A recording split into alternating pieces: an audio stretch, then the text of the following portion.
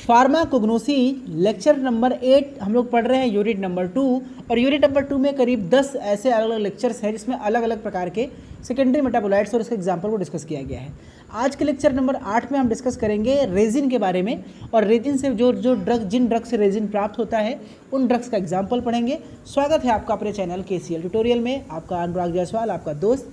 चलिए आपको शुरू करते हैं। आज हम बात करेंगे रेजिन का। तो रेजिन की बात करने से पहले फ्रेंड हमको एक बात पता होनी चाहिए कि रेजिन क्या होता है। आपको सीटी की आवाज़ सुनाई दे रही होगी, खाना बन रहा है हमारे यहाँ, हम लोग गरीब लोग खाना खाने जा रहे हैं। ठीक है, तो चलिए आगे बात करते हैं कि रेजिन क्या होता है।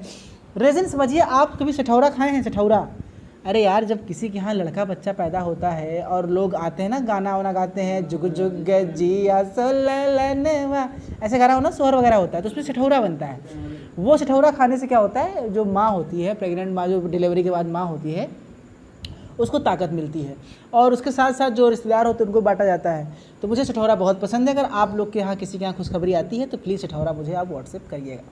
तो सठौरा में आपको पता होगा कि एक चीज़ पड़ता है जिसे बोलते हैं गोंद। आपके सामने स्ट्रक्चर दिख रहा है, गोंद। एक्चुअली द गोंद आर द रेजिन, बेसिकली इसी को रेजिन कहते हैं। ये प्लांट के इंसीजन से प्राप्त होता है, यानी कहीं प्लांट में घाव मार दीजिए, चीरा मार दीजिए, फिर उससे धीरे धीरे ये जो चिपचिपा पदार्थ निकलता है, यही रेजिन है। और ये रेजिन जो है ना, ये बहुत ही औषधि गुणों वाला होता है, इसके बहुत से फायदे होते हैं। तो चलिए रेजिन स्टार्ट करते हैं। तो पहले जानते हैं कि रेजिन का डेफिनेशन क्या होता है।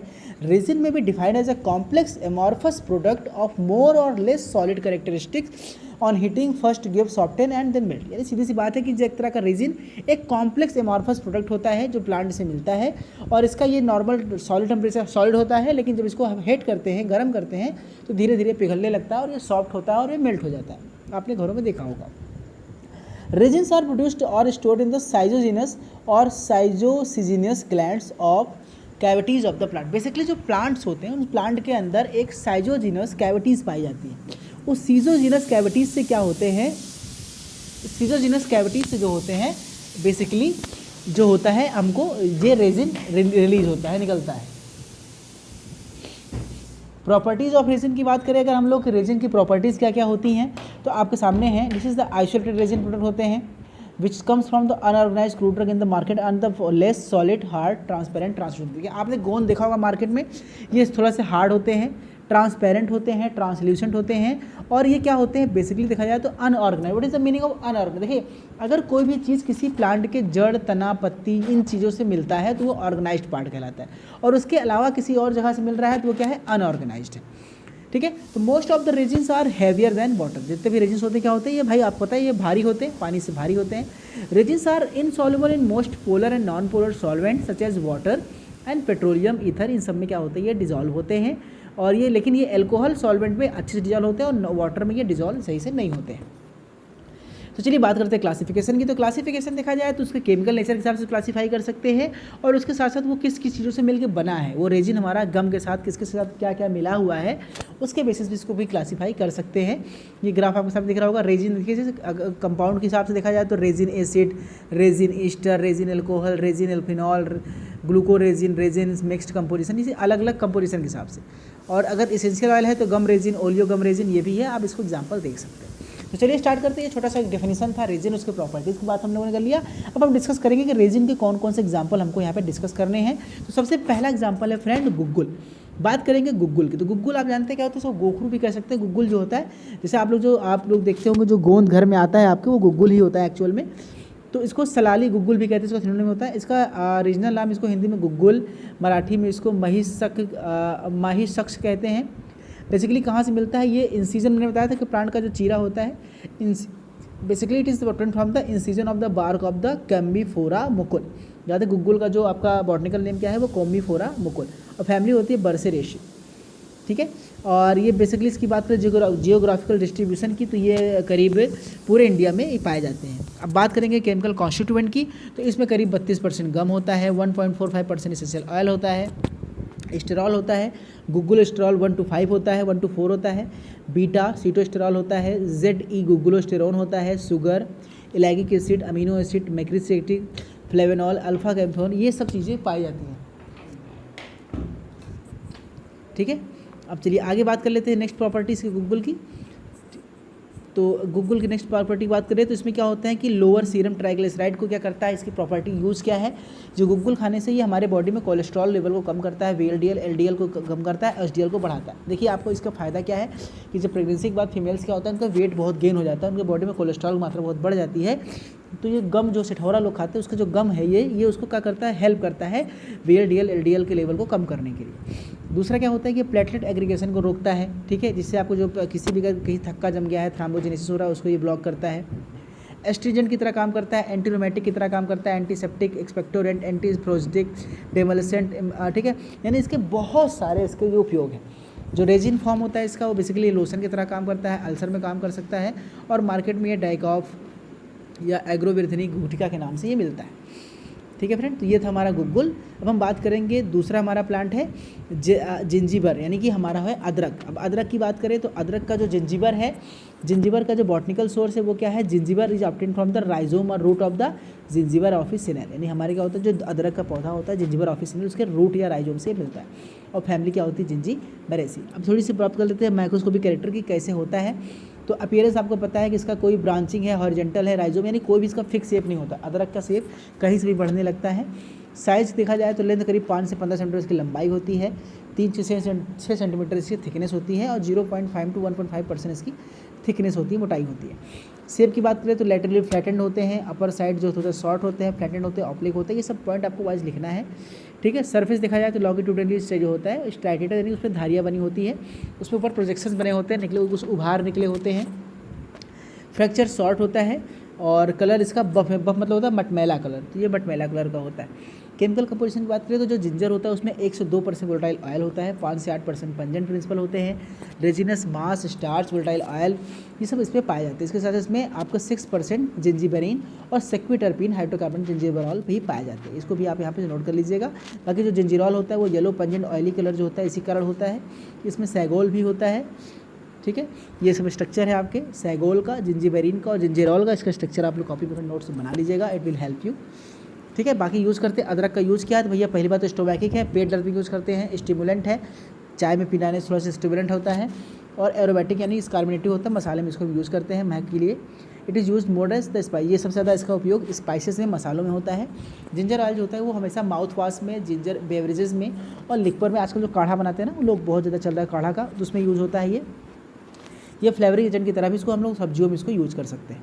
बाकी मोशन सिकनेस में अगर किसी को दिक्कत होती है, किसी को उल्टी होती है गाड़ी चलते समय, अगर आप उसके मुंह में अदरक थोड़ा सा डाल दिए चूसता है तो उसको उल्टी होने की प्रॉब्लम नहीं हो सकती, क्योंकि मोशन सिकनेस में ये यूज़ होता है।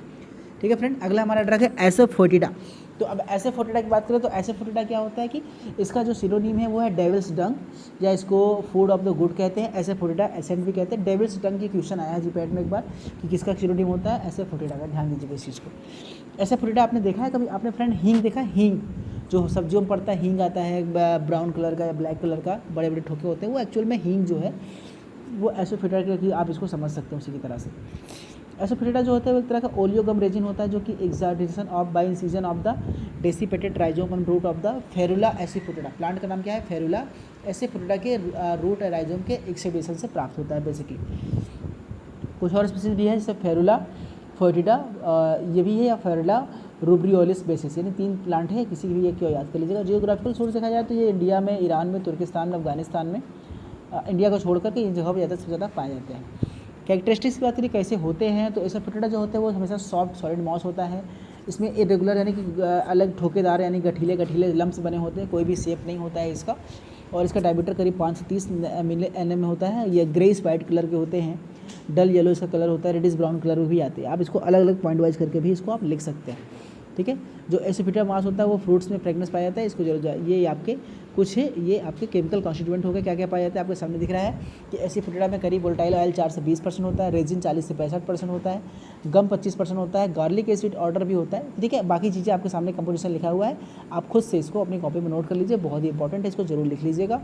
बाकी यूज़ की बात करते हैं तो ये कार्बोनेटिव है, मसाले में यूज़ करते हैं, एक्सपेक्टोरेंट है, सर्दी खांसी के लिए कफ के काढ़े में यूज़ कर सकते हैं, खांसी के सिरप में यूज़ करते हैं, एंटी स्पास्मोटिक होता है, अगर पेट में ऐठन हो रही है तो उसको भी दूर करता है, लग्जेटिव है, लैट्रिन प्रॉब्लम को दूर कर सकते हैं, स्टूल का फॉर्मेशन करने के लिए लग्जेटिव दिया जाता है। ठीक है, और ये सब इसके और भी अलग यूज है कि ये कॉलरा में, अस्थमा में, वूपिंग कफ में, क्रोनिक ब्रोंकाइटिस में, कई चीज़ों में इसका उपयोग होता है। ठीक है फ्रेंड। अगला हमारा प्लांट है, दिस इज़ द मिर। हम बात करते हैं इसको मिर कहते हैं। तो मिर की बात करते हैं तो इसको आप स्ट्रक्चर देखिए प्लांट कैसे मिलता है। तो मिर जो है इसका सिनोनिम इसको गम मिर या मीरा या हीरा बॉल भी कहते हैं। बेसिकली इसकी बायोलॉजिकल सोर्स बात करें तो ये एक ओलियोगम रेजिन है जो कि कहाँ से मिलता है, ये प्लांट का नाम है कैम्बीफोरा मेलमॉल। कैम्बीफोरा मेलमॉल के जो स्टेम है, स्टेम के बार जो होते हैं बार्क से प्राप्त होता है। और इसके अलग इसकी जो फैमिली है वो होती है बर्सिरिस। जोग्राफिकल सोर्स देखा जाए तो ये अफ्रीका के नॉर्थ ईस्ट रीजन में और साउथर्न अरेबिया रीजन में ये ज़्यादा पाए जाते हैं। बात करेंगे कलेक्शन एंड प्रिपरेशन को कैसे बनाते हैं, तो इसको आप पॉइंट वाइज पॉइंट देख लीजिएगा, लिख लीजिएगा। कलेक्शन प्रिपरेशन आप खुद से यहाँ पे, ठीक है। कैरेक्टरिस्टिक फीचर देखिए आपको सामने दिख रहा है ना कैसा है ये, बिल्कुल इसका कलर जो होता है वो एक्सट्रीमली रेडिश ब्राउन होता है, इंटरनली ब्राउन होता है। ऑर्डर जो है इसका एरोमेटिक है, एग्रीएबल है।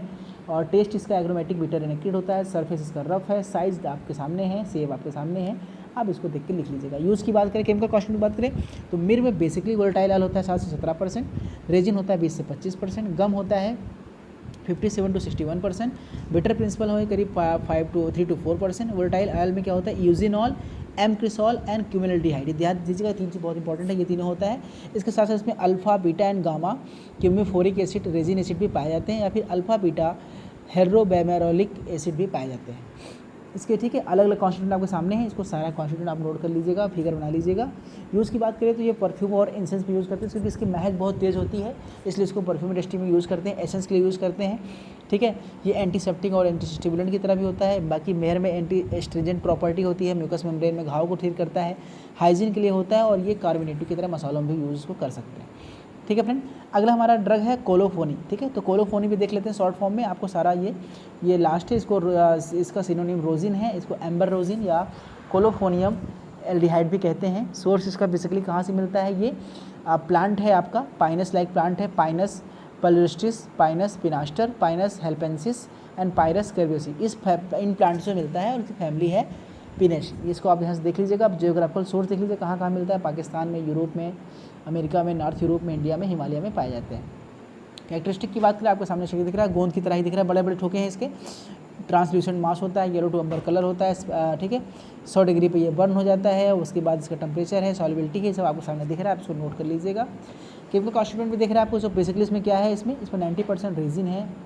स्ट्रक्चर आपके सामने दिख रहा है, रेजिन में 90% अल्फा बीटा गामा एबेटिक एसिड है, पाल्मेटिक एसिड है, स्पैनिक एसिड है, हाइड्रोकार्बन। तो ये सब इसका आप यहाँ से देख सकते हैं। उसका यूज़ आपके सामने है कि ये जिंक ऑक्साइड, एडहेसिव प्लास्टर और ऑइंटमेंट बनाने के केस में इसका यूज़ किया जाता है, ठीक है। बाकी इसके और भी क्या क्या यूज़ है आपके सामने स्क्रीन पे आप इसको देख सकते हैं फ्रेंड, लिख सकते हैं। आपको नोट्स बनाना है कोग्नोसी का, और कोग्नोसी में आपको रटना है, चीज़ों को समझना है, इसको याद करना है, और इसका कोई तरीका नहीं, आपको हर ड्रग का बायोलॉजिकल सोर्स केमिकल कॉन्स्टिट्यूएंट याद करना है।